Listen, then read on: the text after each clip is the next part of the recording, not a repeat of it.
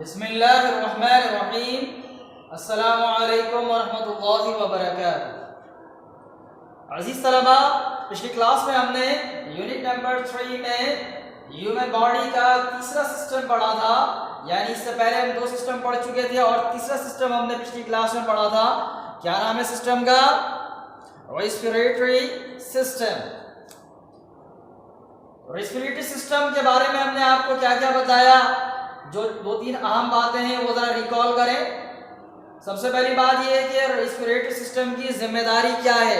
What is the responsibility of human respiratory system.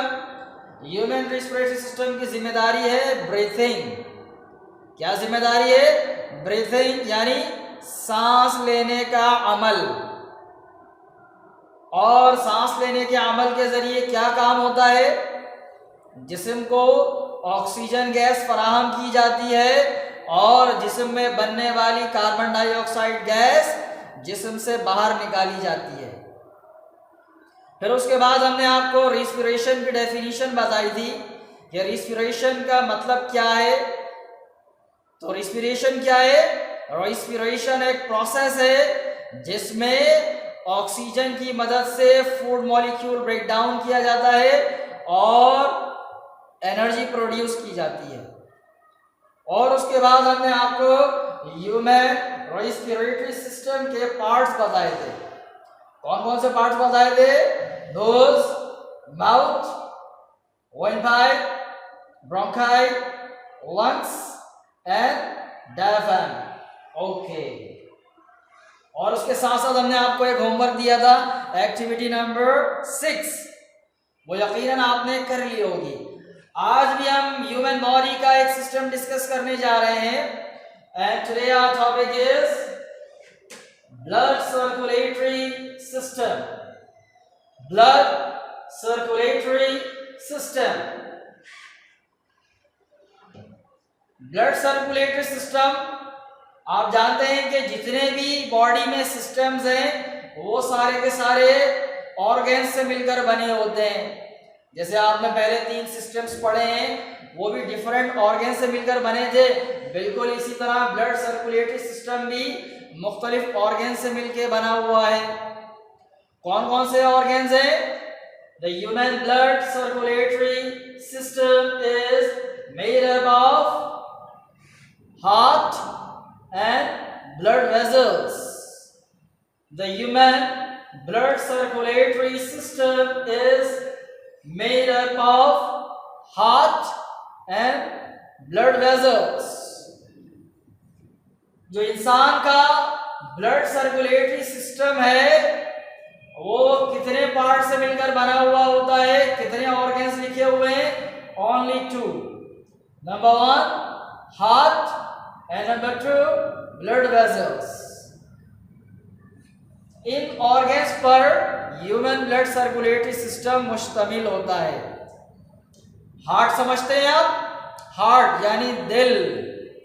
दिल आप समझ गए?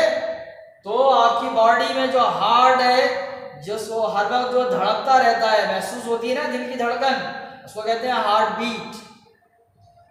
तो ये जो हार्ट है, ये जो दिल है, ये कौन से सिस्टम का पार्ट है? Blood circulatory system. और उसके बाद दूसरा ऑर्गन क्या है? Blood vessels. ब्लड वेसल्स का मतलब होता है खून की नालियां। क्या मतलब है? खून की नालियां। अब खून की जो नालियां हैं वो 2 तरह की होती हैं। Number 1 arteries and number 2 veins. Number 1 arteries and number 2 veins. Okay? Blood vessels कितनी तरह की होती हैं? 2 तरह की होती हैं। Number 1 arteries and number 2 veins. समझ में आया? तो हमने आपको क्या बताया? ह्यूमन ब्लड सर्कुलेटरी सिस्टम कितने ऑर्गन्स पर मुश्तमिल होता है और उनके क्या नाम है? 2 बुनियादी तौर पर 2 ऑर्गन्स हैं। Number 1 heart and number 2 blood vessels. और ब्लड वेसल्स भी 2 तरह की होती हैं। Number 1 arteries and number 2 veins. ये जो आर्टरीज हैं और वीन्स हैं, इन दोनों में क्या फर्क है? तो उसके लिए आपको ब्लड सर्कुलेटरी सिस्टम का काम समझना पड़ेगा, तो आपको इनका फर्क समझ में आ जाएगा। दोनों ही खून की नालियां हैं, सही, और दोनों में ही ब्लड होता है, लेकिन दोनों में क्या फर्क है? ये जो आर्टरीज हैं, इनका काम होता है ब्लड को दिल से ऑर्गन्स की तरफ लेकर जाना। तवज्जो से सुने, क्या काम बताया मैंने? आर्टरीज ऐसी ब्लड वेसल्स होती हैं जो खून को दिल से बॉडी के पार्ट्स तक या दूसरे ऑर्गन्स तक लेकर जाती हैं। और उसके अपोजिट, बिल्कुल उसके बरखिलाफ, वीन्स ऐसी ब्लड वेसल्स को कहते हैं, ऐसी खून की नालियों को कहते हैं जो बॉडी पार्ट से खून को जमा करके दिल तक पहुंचा देती हैं। समझ में आई बात? दोबारा सुने, आर्टरीज ऐसी खून की नालियां होती हैं, ऐसी ब्लड वेसल्स होती हैं जो खून को दिल से ऑर्गन्स तक लेकर जाती हैं, और वीन्स उन्हें वहां से वापस ले आती हैं। सही, देखें किस तरह आर्टरीज, दिल यहाँ है, ठीक है, इधर है दिल, सेंटर में थोड़ा सा इस तरफ उल्टे हाथ की तरफ झुका हुआ होता है, सही, तो इसलिए लेफ्ट साइड में फील होता है, लेकिन सेंटर में जुड़ा हुआ होता है। यहाँ सेंटर में हार्ट है। हार्ट से जो नालियां ब्लड को लेकर जा रही हैं पूरी बॉडी में, यहाँ हेड तक, हाथों में और नीचे पैरों तक, हर जगह जितने भी बॉडी के ऑर्गन्स हैं सब में, तो वो खून की नालियां जो दिल से खून ऑर्गन्स तक लेके जाती हैं उन्हें क्या कहते हैं? आर्टरीज। अब ये खून ऑर्गन्स तक पहुंच गया, अब इसे वापस लेके आना है, तो जो वापस लाने वाली नालियां हैं वो क्या है? वीन्स। ओके, समझ में आ गया? दिल से खून लेकर जाने वाली आर्टरीज और दिल में खून को वापस लेकर आने वाली नालियां वीन्स। बिल्कुल ऐसे ही है जैसे हमारे यहाँ सड़कों का सिस्टम है, इस पर ट्रांसपोर्ट होती है ना, गाड़ियां आती हैं और जाती हैं, तो जाने के लिए सड़क अलग है, वापस आने के लिए सड़क अलग है, दोनों अलग अलग होती है ना। अगर सारी गाड़ियां एक ही सड़क पर चल रही हो तो क्या होगा? इधर से टक्कर हो जाएगी, टकरा सकती है ना आपस में। बिल्कुल इसी तरह खून की नालियों में भी ये मामला हो सकता है। तो इसलिए अल्लाह रब्बुल इज्जत ने दो तरह की नालियां बनाई, एक में सिर्फ खून जाता है और दूसरे के जरिए खून वापस आता है। कहाँ से जाता है? दिल से जाता है, और वापस भी कहाँ आना होता है? दिल में। सही, तो दिल से खून को ले जाने वाली नालियां आर्टरीज, और दिल में खून को वापस लेकर आने वाली नालियां वीन्स। समझ में आ गया? आगे कंटिन्यू करते हैं। अब बात करते हैं कि ब्लड सर्कुलेटरी सिस्टम का बॉडी में काम क्या है। सही, ब्लड सर्कुलेटरी सिस्टम का बॉडी में एक्चुअल काम तो ट्रांसपोर्ट ऑफ मटेरियल है, यानी बॉडी में जिन मटेरियल की जरूरत है उन्हें पहुंचाना, सही है, या एक ऑर्गन से दूसरे ऑर्गन तक मटेरियल को पहुंचाना। किसी की जरूरत है तो वहां पहुंचाना, कोई जायद चीज है उसे कहीं ऐसी जगह पहुंचाना जहां से बॉडी से बाहर निकाल दिया जाए, तो बुनियादी तौर पर ट्रांसपोर्ट का काम है। सही, देखते हैं क्या क्या फंक्शन है। The function of blood circulatory system is to circulate blood. The function of blood circulatory system is to circulate blood. Blood circulatory system का फंक्शन या काम क्या है? टू सर्कुलेट ब्लड, ब्लड को बॉडी में सर्कुलेट करना, यानी खून की गर्दिश। सही, खून आ रहा है, जा रहा है, तो ये जो गर्दिश है ये क्या कहलाती है? Circulation of blood. ये काम कौन करता है? Blood circulatory system. अब इस सर्कुलेशन के नतीजे में क्या होता है? This system transports materials from one part of the body to another. इस सिस्टम का ये काम है कि ये मटेरियल्स को ट्रांसपोर्ट करता है बॉडी के एक पार्ट से दूसरे पार्ट तक। सही, ये जो ब्लड सर्कुलेट होता है बॉडी में, जो खून की गर्दिश है वो इसीलिए है कि मटेरियल को ट्रांसपोर्ट किया जाए। कौन से मटेरियल्स की बात हो रही है बॉडी के अंदर जिनको ट्रांसपोर्ट करना है? तो हम पढ़ चुके हैं पहले दो सिस्टम के बारे में। पहले हमने पढ़ा था डाइजेस्टिव सिस्टम। तो डाइजेस्टिव सिस्टम के जरिए खाना हजम होने के बाद कहाँ शामिल होता है? एब्जॉर्ब होके ब्लड में। तो फूड मटेरियल जो ब्लड में आता है ये ट्रांसपोर्ट होना है भाई, कहाँ? बॉडी के तमाम पार्ट्स को जाना है ताकि सबको ग़िज़ा मिल सके। तो एक मटेरियल पता चल गया आपको क्या है? फूड यानी ग़िज़ा, खाना। जो फूड मटेरियल ब्लड में आया है इसे बॉडी के तमाम पार्ट्स तक यानी डाइजेस्टिव सिस्टम ने जो फूड ब्लड सर्कुलेटरी सिस्टम को दिया है, ब्लड सर्कुलेटरी सिस्टम क्या करता है? उसे बॉडी के तमाम पार्ट्स तक पहुंचा देता है। फिर उसके बाद दूसरा सिस्टम हमने एक और पढ़ा था, रेस्पिरेटरी सिस्टम। रेस्पिरेटरी सिस्टम का काम क्या है? ऑक्सीजन गैस फराहम करना और कार्बन डाइऑक्साइड को बॉडी से बाहर निकालना। तो ऑक्सीजन आती है लंग्स में और उसे पहुंचाना है पूरी बॉडी में। सही? ऑक्सीजन हमने आपको बताया था लंग्स कहाँ है? लंग्स यहाँ है। सही? और ऑक्सीजन आ रही है यहाँ लंग्स में और यहाँ से क्या करना है? तमाम बॉडी के पार्ट्स को ऑक्सीजन पहुंचाना है। अब हर जगह तो ऑक्सीजन नहीं जाती, लंग्स के अंदर आई, लंग्स इन्हें उठा के ब्लड में शामिल कर देता है। किसको दे देता है? ब्लड सर्कुलेटरी सिस्टम को दे देता है। ये ब्लड सर्कुलेटरी सिस्टम क्या करता है? बॉडी के तमाम पार्ट्स में ऑक्सीजन को ट्रांसपोर्ट कर देता है। सही? तो दो चीजें हुई ट्रांसपोर्ट के लिए, दो चीजें पहुंचा दी ब्लड ने। अब मैंने आपसे कहा था कि बॉडी में कार्बन डाइऑक्साइड बनती है।